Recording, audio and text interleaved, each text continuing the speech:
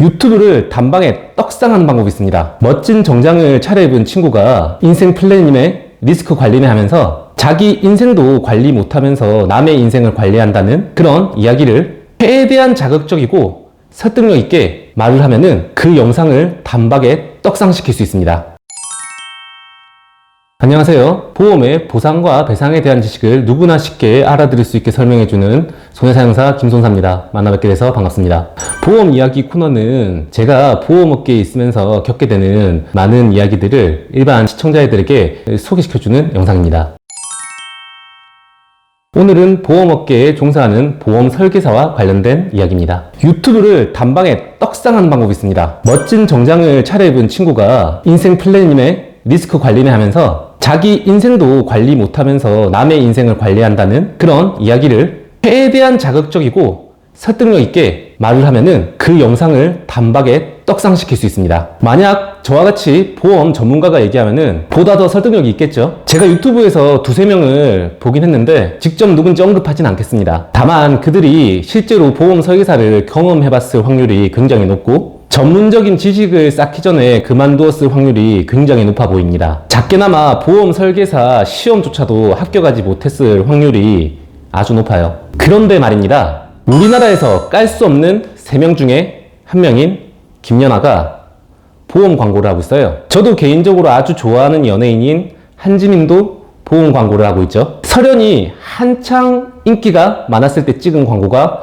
바로 보험 광고입니다. 사람들이 대부업체를 광고하는 연예인들은 욕을 하면서 보험 광고를 하는 연예인들은 뭐라 하지 않죠. 보험을 혐오하고 친구가 설계사를 한다고 했을 때는 욕을 하면서 그 연예인들을 뭐라 하는 사람은 없습니다. 여러분, 보험이란 것은 결국 상품이고 영업을 통해 판매가 되어야 합니다. 그리고 이런 계약자들이 많아지면 많아질수록 위험률을 예측하기 쉬워지고 예측 가능한 좋은 보험 상품이 되는 거예요. 전문용어로 이걸 리스크 풀링이라고 합니다. 그리고 업계 최전선에 있는 게 바로 보험 설계사죠. 우리나라 보험업계는 전 세계에서 무려 7위의 국가입니다. 연간 거수보험료가 무려 230조나 되죠.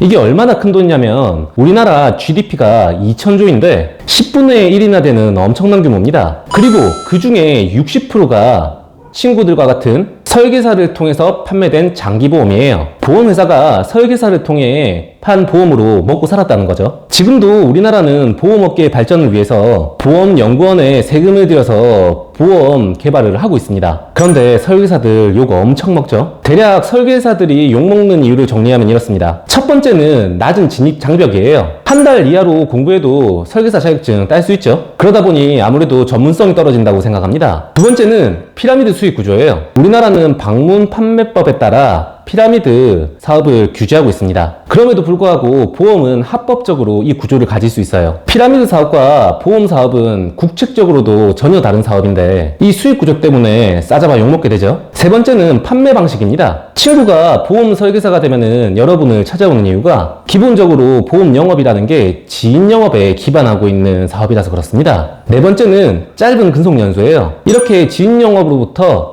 상당수 자리 잡지 못한 설계사들이 직종을 그만두게 됩니다.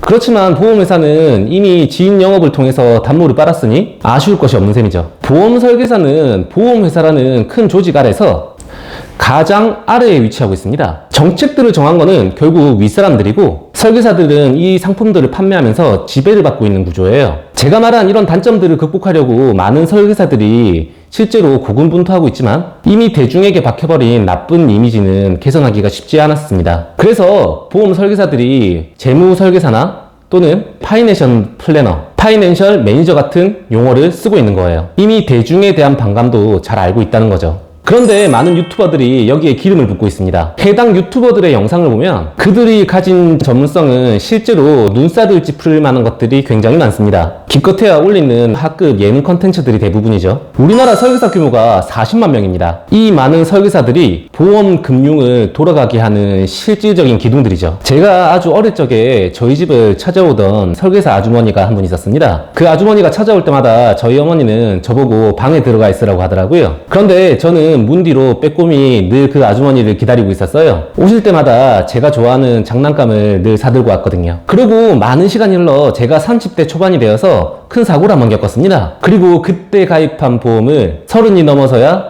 보상을 받을 수 있었죠. 마치 그때 그 아주머님이 가져오신 장난감처럼 말이죠. 어머니께 물어보니 아직까지 그분이 보험 설계사 일을 하고 있다고 하더라고요. 오늘도 주부들을 찾아가 작은 장난감들을 들고 영업을 나가실지 모르겠습니다. 우리 보험 시장의 초창기는 이런 보험 아줌마들을 통해서 처음에 성장을 시작했어요. 그래서 다른 나라에 비해서 장기보험 위주로 성장을 하게 된 것이죠. 그러다 보니 보험회사는 전문성을 증진하고자 젊은 사람들을 등용하고 명칭도 바꿔서 이러한 이미지를 개선해 보려고 한 겁니다. 그럼에도 불구하고 여전히 고군분투하고 있죠. 당시에도 보험 설계사의 인식이 좋지 않은 건 매한가지였습니다. 그렇지만 그때 가입한 보험으로 저는 여전히 혜택을 받고 있죠. 여러분의 친구가 찾아와 보험을 가입해 달라고 권유를 해도 높은 확률로 1년 내에 그만둘 가능성이 높습니다. 보험 설계의 업계 자체가 진입이 어려운 게 아니라 살아남기가 어렵거든요. 그래서 머리를 싸매고 고민하다가 여러분을 찾아가